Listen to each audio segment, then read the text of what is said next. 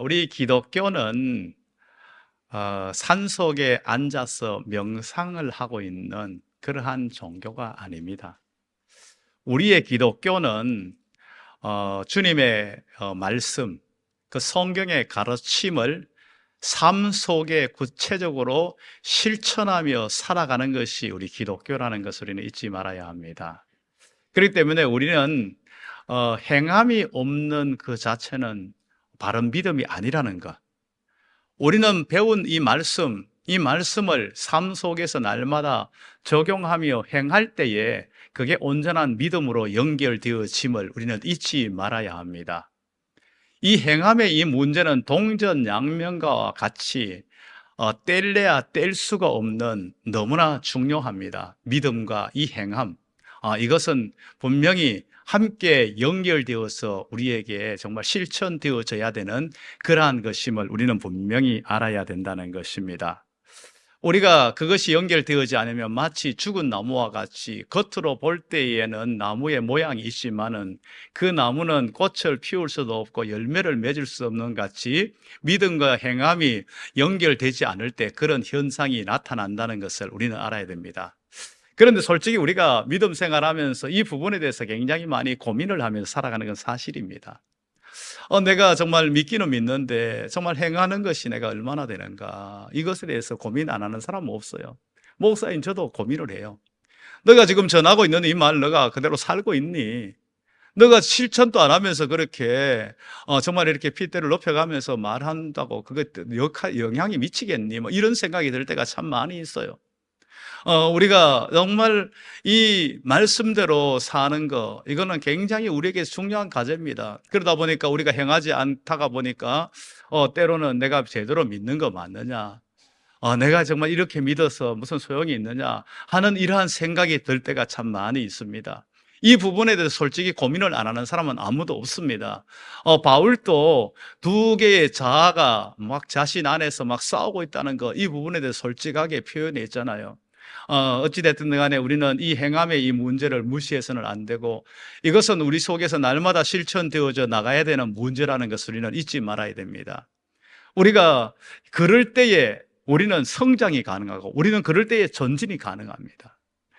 마치 이제 노를 젓는 배에서 이 배의 어떠한 한 부분에 한쪽에 있는 노만 저을 때에 그 배는 계속 뱅글뱅글 돌기만 할 것입니다. 양쪽의 노를 동시에 저어야만이 전진해 나갈 수가 있는 거예요. 이것은 마찬가지입니다. 우리가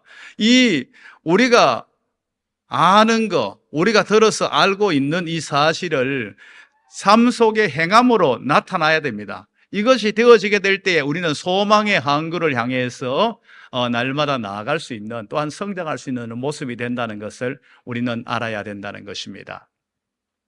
이제 그러면 우리가 무엇을 삶 속에서 행하며 살아가야 될 것입니까?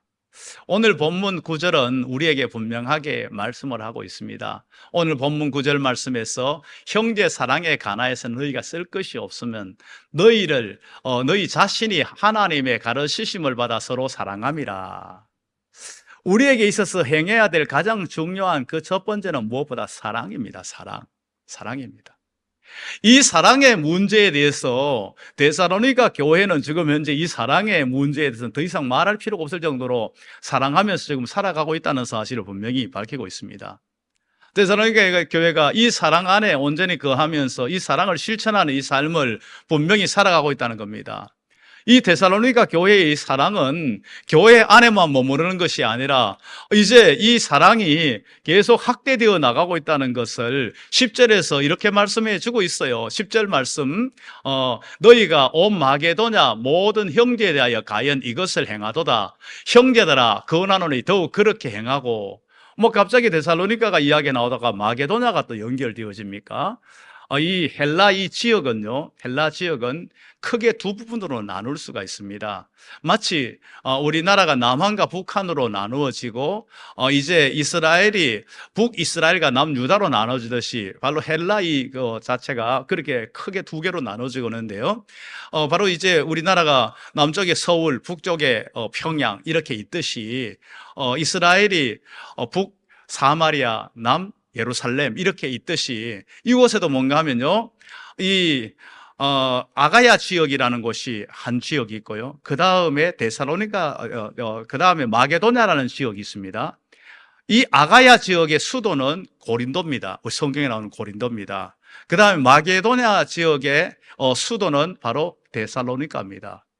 그래서 이 데살로니가 지역의 성도들이 그 자신의 지역뿐만 아니라 자신의 교회뿐만 아니라 이 사랑이 확대되어져 나아가서 그 바로 그 지역 전체로까지 영향을 미치고 있다는 겁니다. 우리로 말하자면 우리의 사랑이 우리 교회로만 제한되어 있지 아니하고 일산에까지 영향을 미치고, 일산에 있는 데까지 영향을 미치고, 이것이 경기도를 넘어서 남한 전역에까지 영향을 미치고 있는 이러한 사랑을 실천해 나가고 있다는 것을 분명히 밝히고 있습니다.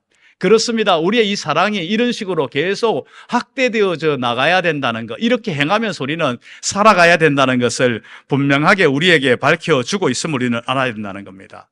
그럼 우리는 왜 이 사랑을 해야 됩니까? 우리가 사랑을 해야 되는 것은요, 우리는 하나님의, 창조주 하나님의 피조물입니다. 창조주 하나님의 피조물뿐만 아니라 우리는 예수 그리스도를 통하여 구원받은 하나님의 자녀가 되어 있습니다. 하나님은 어떤 분이십니까? 하나님은 사랑이십니다. 그 하나님의 사랑이시라면 우리도 마땅히 사랑 안에 거하며 사랑을 행하며 살아가는 것이 우리의 마땅한, 우리의 행할 바라는 것을 분명하게 알려주고 있다는 것입니다. 그리고 우리를 사랑하셨을 때 하나님은 우리가 어떤 모습이었습니까? 우리는 죄 많은 모습이었습니다. 우리는 허물 많은 모습이었습니다. 우리는 연약하고 문제가 많은 모습이었습니다. 그 모든 것을 무엇으로 덮어주었습니까?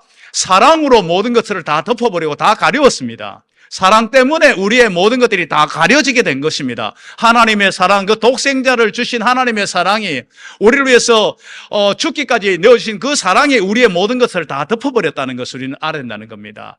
그렇습니다. 사랑은 허다한 허물을 덮는다고 말씀하고 있습니다. 우리의 연약, 우리의 허물, 우리의 많은 문제들 무엇으로 덮을 수 있습니까? 사랑만이 이 모든 것들을 덮을 수 있다는 것을 우리는 알아야 됩니다. 여러분, 우리 주위에 누군가에 대해서 뭔가 자꾸 눈에 거슬립니까? 뭔가 그 부분이 정말 마음에 안 듭니까? 가까이에 있는 사람이 그것 때문에 너무 힘이 듭니까? 그 순간 여러분 기도하십시오. 하나님, 나에게 사랑의 눈을 허락해 주시옵소서. 사랑으로 저 허물을 덮어버리게 해 주시옵소서. 저 연약함을, 저 문제를 덮어버리게 해 주시옵소서. 우리는 기도해야 된다는 겁니다. 우리는 또한 사랑 때문에 우리는 내 자신이 연약하고 부족하고 허물이 있다는 것, 그래도 우리는 자신 있게 살아갈 수 있는, 남에게 정말 당당히 살아갈 수 있는 겁니다. 남이 나를 사랑으로 봐주니까 그런 거예요. 그래서 우리는 이 사랑 가운데 행하는 것이 얼마나 우리는 중요한지를 우리는 알아야 됩니다. 이 사랑이 자체는요, 과거로 거쳐서는 안 됩니다. 내가 과거에 그렇게 사랑하고 살아왔지로 안 됩니다. 그래, 미래에 내가 지금보다 마음에 좀 더 여유가 있고 형편이 좀 나아지면 내가 사랑을 실천하며 살 거야. 미래의 다짐으로 끝나서도 안 됩니다. 이 사랑은 현재 나의 주어진 형편, 이 자리에서 내가 상대하고 있는 바로 그 사람에게로 우리의 사랑이 실천되어져 나가야 된다는 걸 알아야 됩니다. 그럴 때에 그 모든 것들은 다 바뀌어지게 됩니다. 모든 환경마저도, 모든 사람마저도 다 바뀌어지게 됩니다. 내가 사랑을 할 때에 바뀌어지는 거예요. 그렇지 않고는 바뀌어지지가 않아요. 일제 강점기 시절에 일본 사람들이 얼마나 못된 짓을 많이 했습니까? 정말 일본 사람들의 그 악함, 그지 말로 다 표현할 수 있습니까? 그런데 일본 사람들이 전부가 그런 건 아니에요. 그 중에는 정말 그 속에 사랑이 실천되어지는 사람들이 있었다는 것을 우리는 알아야 합니다. 일제 그 만행이 자행되던 그때에 일본에 이 나가노라는 목사님이 계셨어요. 이 나가노라는 목사님이 정말 복음을 전하면서 이 사랑을 실천하려고 막 몸부림을 쳤어요. 그래서 미신이 막 굉장히 막 그냥 뿌리 깊이 내려있는 그 옷에서 복음이 전해지지가 않아요. 복음이 전혀 전해지지 않고 뭐 나름대로 노력을 하지만은 교인이 하나도 없어요. 그러한 가운데 있었는데 어느 날 신학생 한 명이 그 교회에 들어왔어요. 교회에 들어왔는데 그 신학생이 들어와 가지고 뭐 기침을 하는데 봤더니 막 이만한 핏덩이를 막 그냥 쏟아내고 있는 거야. 그 당시에 가장 무서운 병이라고 할 수 있는 깊은 결핵 환자였어요.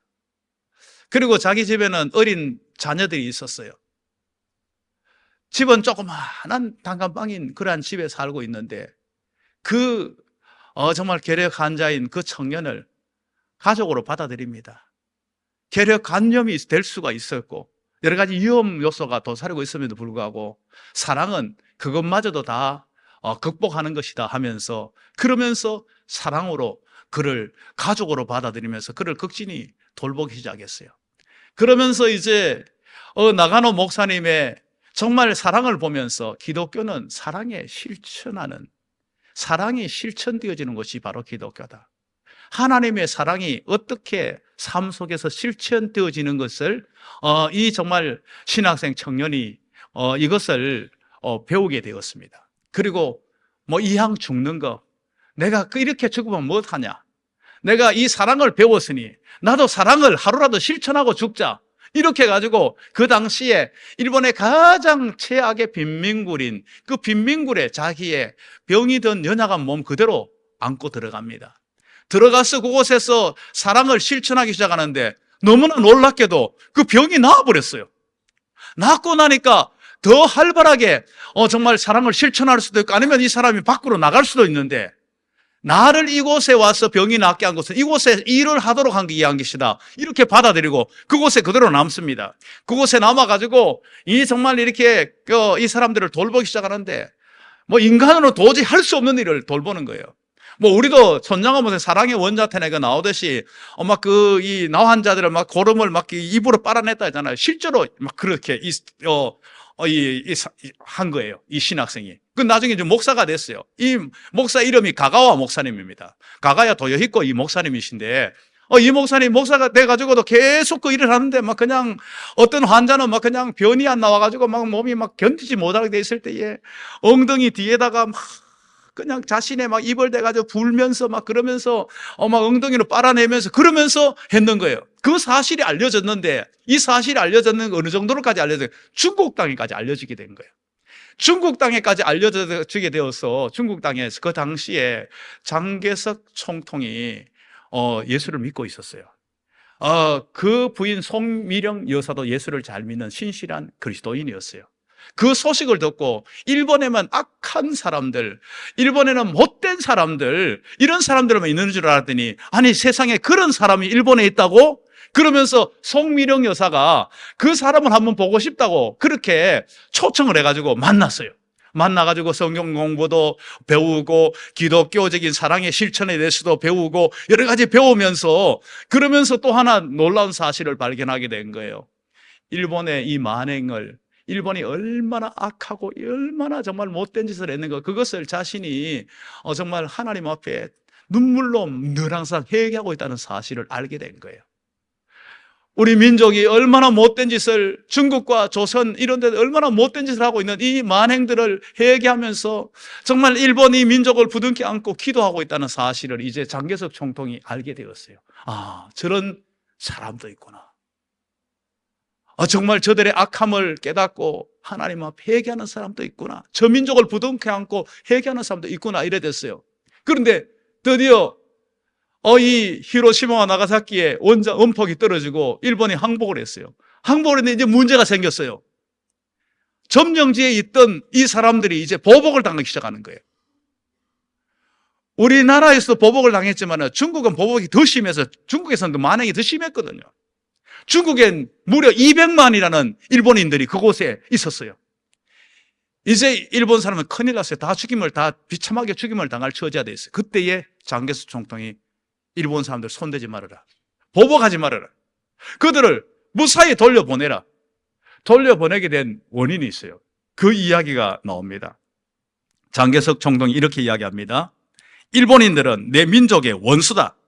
그러나 우리 민족을 위해 지금도 뜨겁게 눈물 흘리며 기도하고 있을 가가와를 생각할 때에 나는 그들을 미워할 수만은 없다.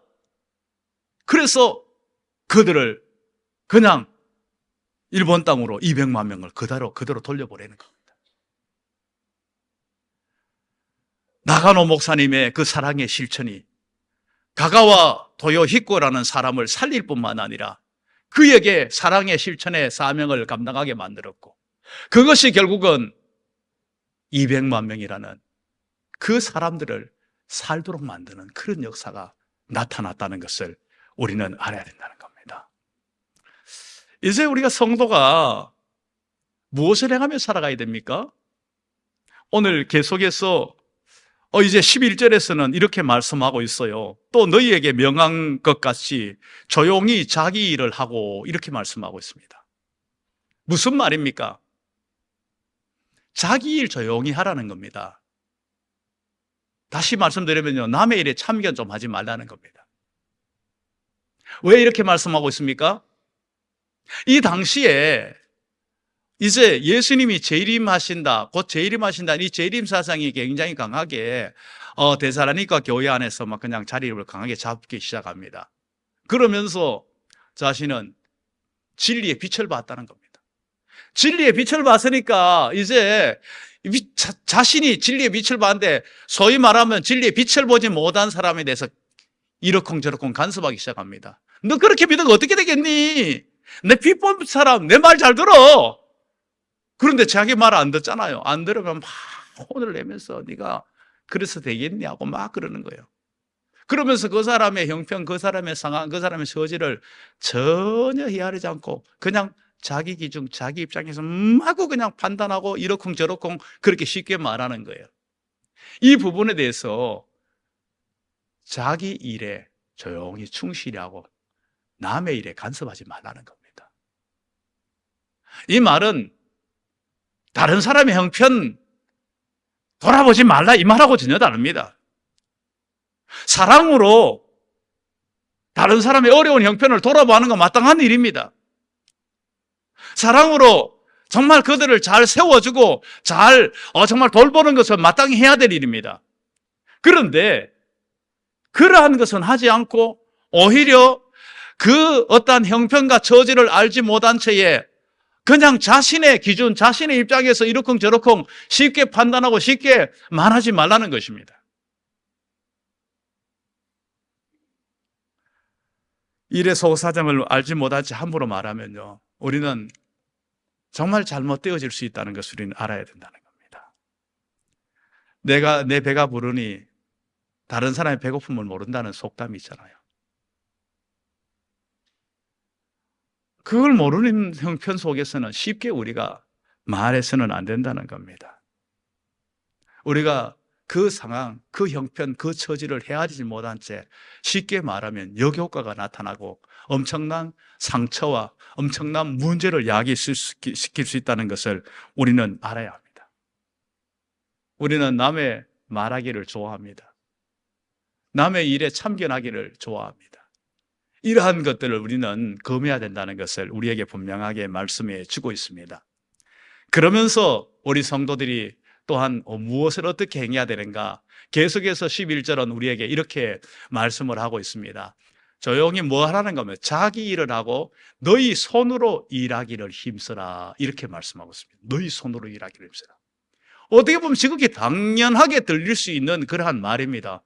그게 무슨 대단한 거라고 그 이야기할 필요가 있습니까? 그래 생각하지만은요, 이 당시를 한번 생각해 봅시다.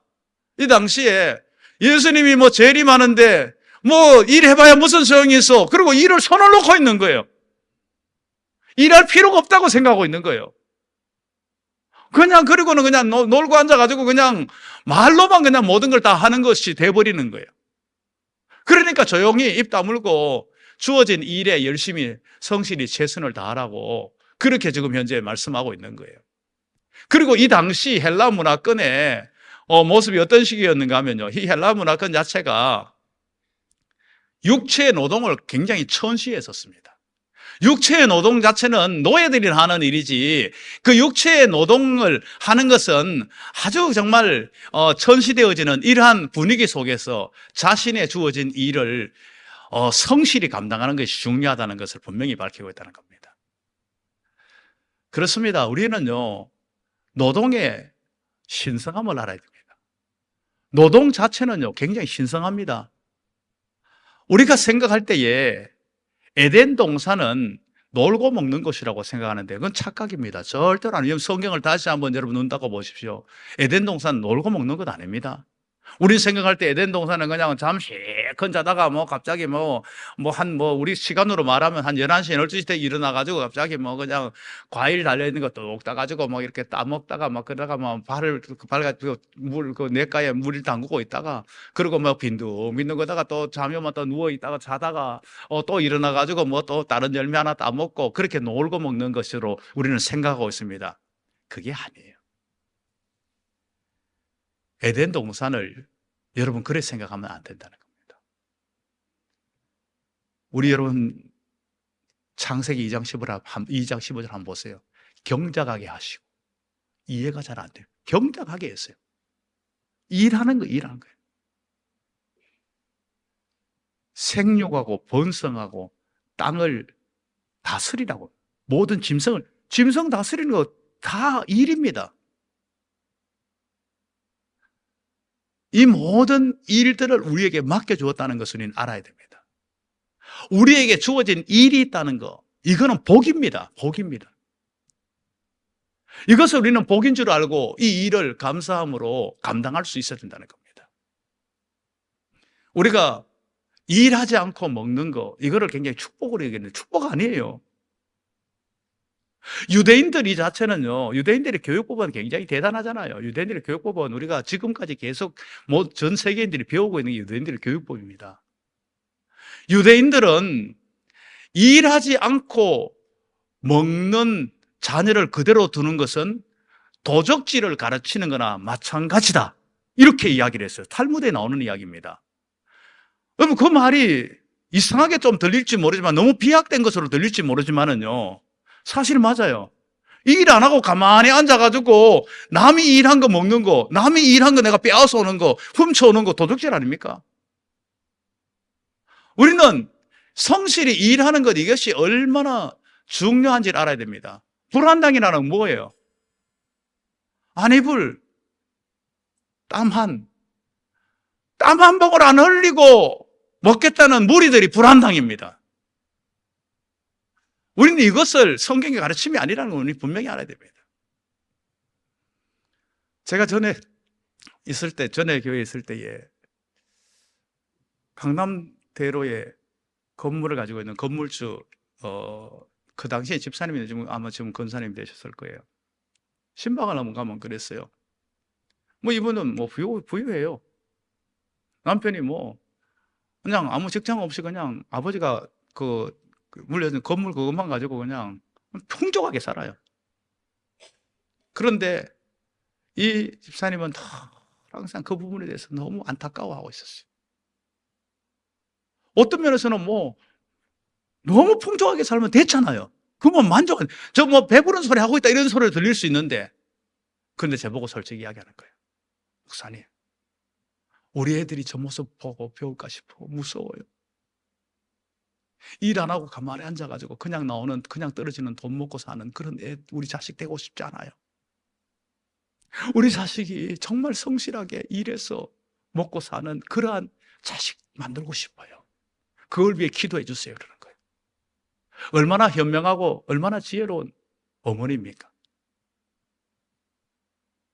우리는 이것이 얼마나 중요한지를 우리는 분명히 알아야 됩니다. 데살로니가 후서 3장 10절에서 이렇게 말씀을 하고 있어요. 일하기 싫거든 먹지도 마라. 그리고 진짜 복이 뭔지에 대해서 시편 128편 2절은 이렇게 말씀을 하고 있어요. 내가 내 손이 수고한 대로 먹을 것이라. 내가 복되고 형통하리로다. 수고한 대로 먹는 게 복이라는 거예요. 이게 진짜 복이라는 사실을 우리에게 분명하게 말씀을 해주고 있음을 우리는 잊지 말아야 된다는 겁니다. 정말 이 시대는요, 안타깝게도 우리나라가 지금 현재 이 시대는요, 안타깝게도 뭐 조금 먹고 살만하니까 갑자기 뭐 3D 업종이 탁 성장을 해버린 거예요. 위험하고 더럽고 힘든 거 다 기피해버리는 거예요. 왜 내가 뭐 그런 걸 내가 한다고? 그러면서 다 동남아에서라든가 이를 불러가지고 그 사람들 아니면 안 하는 식이 되어버린 거예요. 이거는 우리나라가 건강한 모습이 아니에요.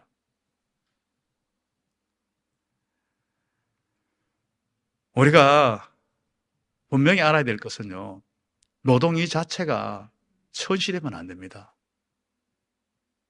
중세 수도사들 있잖아요. 중세 수도사들이 이들이 하나님 잘 믿겠다고 한 사람들이 나름대로요. 그렇기 때문에 이들의 어두운 면만 있는 게 아니에요. 밝은 면도 있어요. 배워야 될 면들이 참 많아요. 중세 영성에 대해서 이 수도사의 영성을 우리가 배워야 될 부분들이 참 많아요. 물론 세속을 떠남으로 말미암아 가지고 세상을 너무 더 어둡게 만드는 건 문제가 있었어요. 그 빛이 세상에 빛이 돼야 되는데 세상을 떠나버리고 속세와 등진 것은 문제가 있지만은요, 이들이 떠나가 가지고 성경대로 살려고 애썼던 사람들이에요. 그 중에 뭔지 알아요, 여러분요? 수도사들이 여러분 생각할 때, 이들은 산에 들어가가지고 맨날 앉아가지고 성경만 보고 찬송만 하고 기도만 있었을 것이다. 천만의 말씀이에요. 아니에요.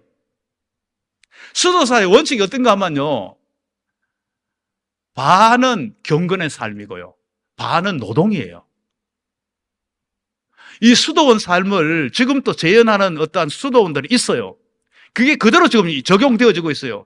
우리나라 예수원에도 가면요, 예수원에도 가면 그 앉아가 기도만 하고 있지 않아요, 절대로요. 노동이 같이 연결되어 있어요. 같이 노동. 그러면서 이들이 뭐라고 표현하는지 알아요? 노동이 기도로까지 표현해요. 노동이 경건이라까지 표현합니다. 이들이 어떤 식으로 하면 하루에 24시간 중에 12시간을 움직인다고 생각하면요, 6시간을 기도하고 묵상하고 뭘 한다 그러면 6시간은 노동을 했어요. 이게 조화와 균형을 이루었어요. 문제는 우리는 조화와 균형을 못 이루어요. 노는 사람은 왕창 놀아버리고 일하는 사람은 완전히 일 중독이 돼버리고. 여러분, 우리가 일하는 것이 중요하다고 해가지고 예배 드릴 시간도 없고 기도할 시간도 없고 말씀 볼 시간도 없는, 그거는 문제가 큽니다. 조화가 굉장히 중요합니다. 균형이 굉장히 중요합니다. 우리는 어떤 식으로 우리가 정말 행하며 살아가야 되는지 성경은 우리에게 분명하게 알려주고 있음을 우리는 알아야 한다는 겁니다. 우리가 이렇게 하는 이유가 뭡니까? 이렇게 하는 이유, 내 성실하다, 나 잘났다, 나를 뭔가 드러내려고 하는 거 아닙니다. 12절은 우리에게 분명히 말씀하고 있어요. 12절 말씀은 이렇게 우리에게 말씀하고 있어요. 외인에 대하여 단정히 행하고 또한 아무 궁핍함이 없게 하려 함이라. 외인이 누군가 불신자들이에요. 불신자들에서 단정히 모범적으로 행하라는 겁니다.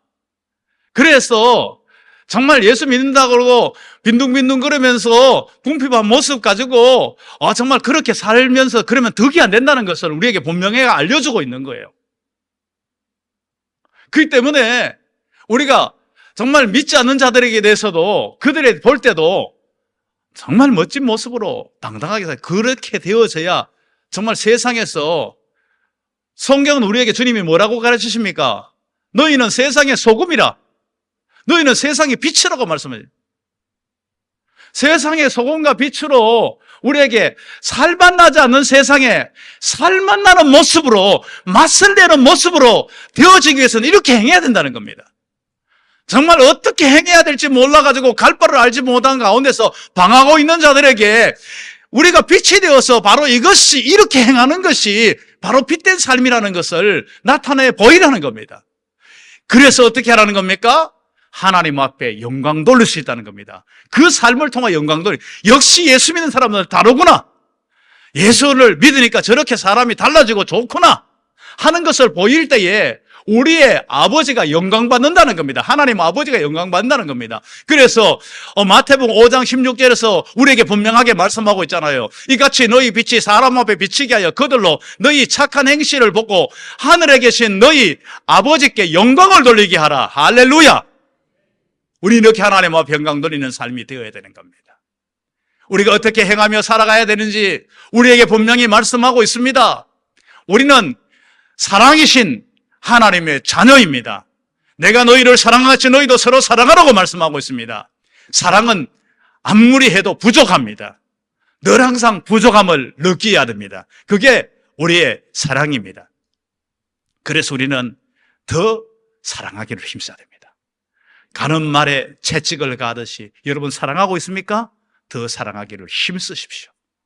그리고 다른 사람의 형편과 처지를 알지 못한 채 함부로 쉽게 판단하고 평가하지 마시고 오히려 우리에게 주어진 일 성실히 최선을 다해서 열심히 자기의 주어진 일들을 잘 감당하며 이 모든 일들을 통하여서 하나님 앞에 영광 돌리는 복된 우리 모든 성도들이 될 수 있기를 주님의 이름으로 축복합니다.